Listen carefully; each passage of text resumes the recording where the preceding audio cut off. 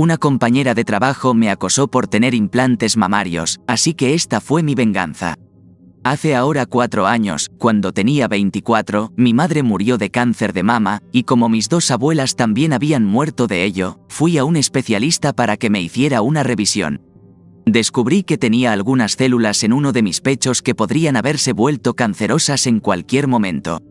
Me dijeron que tenía varias opciones. Podría someterme a revisiones periódicas cada 3 o 4 meses hasta que se convirtiera en cáncer. Me dijeron que el riesgo de que las células se volvieran cancerosas era muy alto debido a los antecedentes familiares, pero también podría ser que nunca se volvieran cancerosas, por lo que me sometería a estas revisiones sin motivo alguno. Podría someterme a una mastectomía simple en el pecho con las células malas, pero tendrían que vigilar el otro, por lo que seguiría necesitando revisiones periódicas del otro pecho. Podría someterme a una mastectomía bilateral y extirpar todo el tejido mamario, con lo que básicamente se eliminaría el riesgo. Opté por la mastectomía bilateral. Es cierto que era la opción más drástica, pero después de ver lo que el cáncer les hizo a mi madre y a mis abuelas, no quería arriesgarme. Me advirtieron sobre las cicatrices, pero me dijeron que serían mínimas. No fue así y me quedaron 2 cicatrices enormes, rosadas y dentadas a ambos lados del pecho, cada una de unos 2 centímetros de largo y medio de ancho, que me provocaron una depresión grave, hasta el punto de que ni siquiera salía de casa porque no quería que la gente me viera, tiraba los espejos y me ponía enferma al mirarme. Fui a un terapeuta, que me recomendó un cirujano plástico.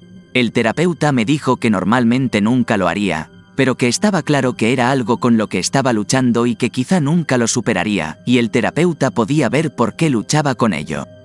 Aunque admito que el terapeuta me mandó a preguntar por la reducción de cicatrices. El cirujano plástico me sugirió una crema, un láser o implantes. La crema no funcionó y el láser era caro y arriesgado, así que opté por los implantes. Mis pechos naturales eran una copa F, así que me los puse un poco más pequeños. Desde entonces, mi salud mental ha mejorado y me siento mucho mejor con mi aspecto. Mi confianza ha aumentado, al igual que mi autoestima.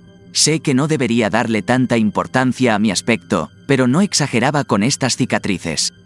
Enormes, de color rosa brillante, irregulares, levantadas, realmente horribles de ver y odiaba verme a mí misma, y ahora están bien escondidas y apenas se notan. En la actualidad, tengo 28 años y trabajo en una oficina. Me va mucho mejor que antes. Mi compañera de trabajo, Jill, se enteró de que me había operado, pero no de lo del cáncer, cuando yo y mi amiga de años antes de la mastectomía estábamos planeando unas vacaciones y ella hizo un chiste sobre que yo iba en avión con mis implantes y Jill lo oyó por casualidad. Al final del día, toda la oficina sabía que me había operado, pero no por qué, y media docena de personas confirmaron que Jill se lo había dicho. Durante los meses siguientes, Jill hizo muchas bromas y comentarios sobre mi pecho a los compañeros de trabajo cuando yo estaba cerca, y en un momento dado dijo que tenía más plástico que Barbie, y me llamó falsa en 2 sentidos. Yo no lo oí, pero una amiga de la oficina me dijo que Jill se había referido a mí como un saco de silicona. No sé cuál era exactamente su problema, pero en un momento dado mencionó el NHS, así que supongo que Jill pensó que me había operado gratis con dinero de los contribuyentes, me había hecho la mastectomía con el NHS, pero me había hecho la terapia y los implantes de forma privada. Le pedí que parara más de una vez, pero por desgracia los lugares en los que había hablado con ella eran sitios como el ascensor y el baño de mujeres, donde no había cámaras, y Jill seguía haciendo comentarios por mucho que le pidiera que no lo hiciera. No diría que todos los días, pero escuché al menos 3 comentarios a la semana durante 3 meses. Llegué a mi punto de ruptura cuando yo, Jill y algunos otros compañeros de trabajo estábamos almorzando. Me refería a algo como ser superficial y Jill dijo, «Tú sabrías todo acerca de ser superficial», mientras hacía un gesto a mi pecho. Me enfadé. Le dije, «¿Sabes por qué tengo esto?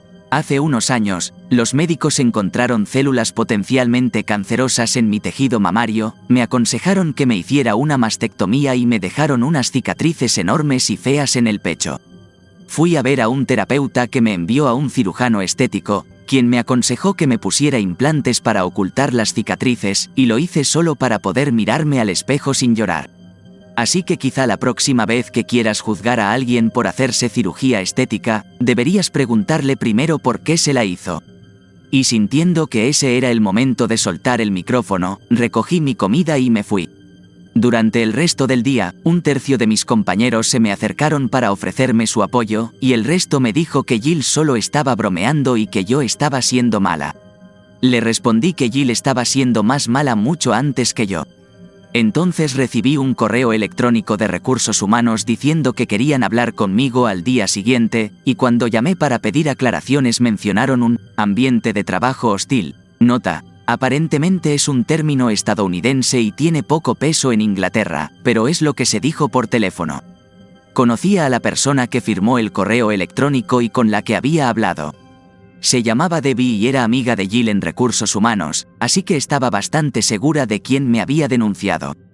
Me di cuenta de que si esto ya se estaba enviando a RH, necesitaba toda la munición posible, así que me puse a recopilar información.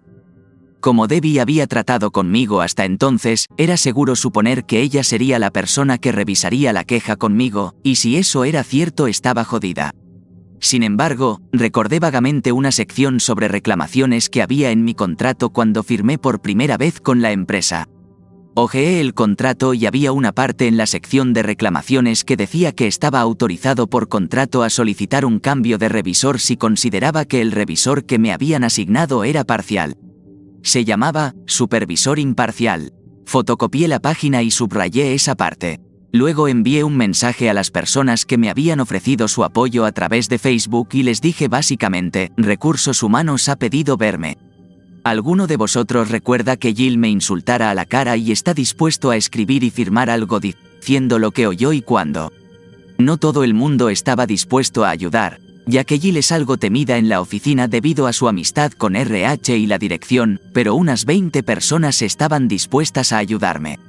Adiviné aproximadamente cuándo le había pedido a Jill que dejara de hacerlo. Las 4 veces que lo había hecho en los últimos meses, algunas de ellas en mi descanso o cuando llegué por primera vez al trabajo, y las anoté todas, junto con la hora aproximada en que se produjo el enfrentamiento en el comedor y una lista de los nombres de las personas que asistieron al mismo. A la mañana siguiente llegué al trabajo un poco antes. Fui a ver a todos los que me habían enviado mensajes y la mayoría de ellos consiguieron darme una carta impresa y firmada, algunos no consiguieron escribirla, pero no importa. Acabé con unas 16 cartas, todas de personas diferentes, y una de ellas estaba en el comedor durante mi conversación con Jill. Algunos incluso tenían listas con viñetas de todo lo que Jill les había dicho sobre mí o sobre otras personas, ya que resulta que Jill tiene problemas con la apariencia de muchas personas. Al parecer, hizo comentarios sobre el peso de una compañera de trabajo y algo antisemita sobre la nariz de otra compañera. Hay unas 45 personas en la oficina, así que aunque 16 no era una mayoría, sigue siendo una cantidad decente. Las cartas no eran muy largas, la mayoría eran solo un párrafo, pero contenían toda la información necesaria. Me citaron en RH a las 10 de la mañana. Me llevé las cartas de los compañeros, la fotocopia de la página de mi contrato y mis fechas y horas en una pequeña carpeta. Llegué allí y Debbie era la encargada de supervisar la entrevista. Se levantó de su mesa, dispuesta a llevarme a otra sala. Inmediatamente me volví hacia la otra trabajadora de RH que estaba allí y le dije: ¿entonces mi reunión es contigo? Debbie dijo: no, tú estás conmigo. Le contesté que eso no me parecía bien, ya que mi contrato estipula que tengo derecho a un supervisor imparcial, y al decir esto saqué la página del contrato de mi carpeta. Debbie lo leyó y dijo que podía ser imparcial. Le contesté que no quería ser pesada, pero que sabía de buena tinta que la persona que estaba al otro lado de la queja era su amiga y que mi contrato decía que podía tener un supervisor imparcial. Debbie se fue a buscar al supervisor. El supervisor me pregunta cómo sé que no puede ser imparcial y le digo que sé de buena tinta que la tal Jill, que estaba al otro lado de esta queja, es amiga íntima de Debbie. Le pregunto a Debbie si esto era cierto, a lo que ella solo contestó: puedo ser imparcial. El supervisor respiró hondo, pidió al otro representante de RH que le acompañara y los 4 fuimos a revisar la queja. Les di las gracias por ser tan complacientes, me preocupaba haberles molestado. Debbie sacó la queja y los 3 la revisaron conmigo. Debbie tenía una mirada homicida todo el tiempo que duró la entrevista, ya que había anticipado claramente mi despido, o al menos había recomendado que me despidieran. La entrevista fue más o menos así. Duró más de media hora y no paraban de hacerme las mismas preguntas, pero formuladas de distintas maneras, así que esta es una versión muy resumida. Has dicho fuera que crees que Jill te denunció. ¿A qué se debe? Jill tiene un problema conmigo desde hace 3 meses. ¿Por qué no acudió a nosotros cuando se dio cuenta de que Jill tenía un problema? No tenía ningún problema con ella. ¿Qué problema tiene Jill con usted? Hace 4 años, un especialista detectó células potencialmente cancerosas en mi tejido mamario. Me operaron para extirparme el tejido mamario, eliminando así las células y el riesgo. Después de la operación me quedaron grandes cicatrices en el pecho. Acudí a un terapeuta por baja autoestima y depresión. El terapeuta me sugirió un cirujano plástico que me sugirió implantes mamarios para cubrir mis cicatrices. Todo esto figura en mi historial médico, del que tienen una copia en mi expediente y mi pleno permiso para revisarlo. Jill se enteró de mis implantes mamarios pero no del cáncer. Jill tenía un problema con mis implantes mamarios y decidió comunicar este problema a nuestros compañeros de trabajo. ¿Por qué cree que esto es cierto? Aquí hay 16 declaraciones firmadas, todas de diferentes compañeras de trabajo, que testifican que Jill dijo a toda la oficina que me había puesto implantes mamarios el día que se enteró y que desde entonces ha hecho comentarios sobre estos implantes con frecuencia. Tienen citas de lo que Jill les dijo al respecto y fechas y horas aproximadas. ¿Fechas y horas aproximadas? Nadie sabía que esto llegaría a tal extremo, así que nadie tomó notas de cómo y cuándo ocurrió.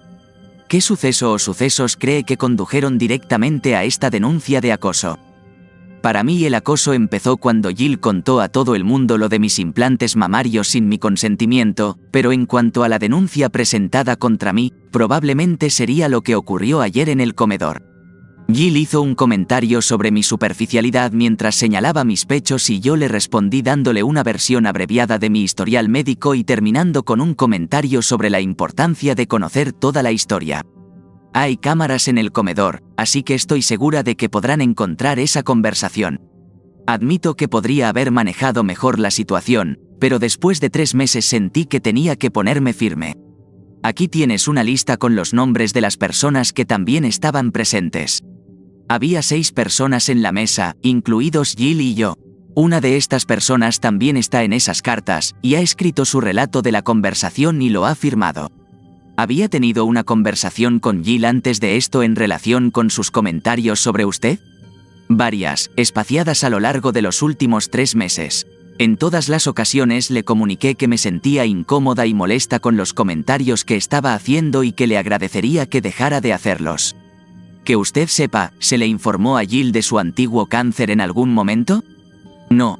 No se mencionó en la conversación con mi amiga que ella escuchó y no se lo dije porque, francamente, no es asunto suyo y no sentí la necesidad de detallar mi historial médico a una compañera de trabajo para evitar más acoso. El supervisor se levanta y dice, bueno, creo que hemos terminado aquí. Me da la mano y me manda de vuelta a mi mesa diciendo que tendría noticias suyas después de que revisaran las pruebas, cartas, historial médico y todo lo que ya tuvieran, y tomaran una decisión sobre el caso. Volví a mi mesa, saqué mi CV y me dispuse a empezar de nuevo la búsqueda de empleo. Pasó aproximadamente 1 hora, y entonces llamaron a la persona que había escrito la carta y que estaba presente en la conversación de la comida para una reunión con recursos humanos. Vuelven unos 10 minutos más tarde. Llaman a las demás personas que también estaban en la conversación del comedor, una por una, excepto a Jill. Todos se van durante unos 10 minutos y luego vuelven, encuentran a un compañero y dicen que recursos humanos quiere verlos.